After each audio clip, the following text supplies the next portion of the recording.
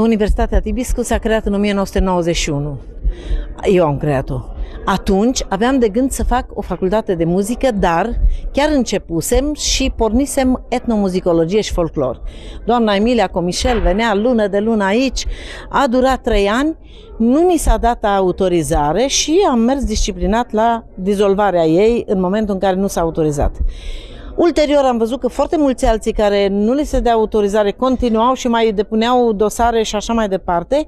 Și deci când au venit inițiatorii acestei idei cu o facultate cu specialitatea jazz, nu era pe loc gol, dar era altceva.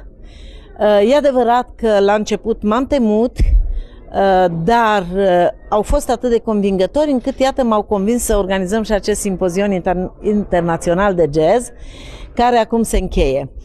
Nu-mi pare rău că am pornit acest lucru, sper însă să am sprijinul și altor cadre didactice, pentru că deocamdată Senatul este împărțit ca păreri și opinii.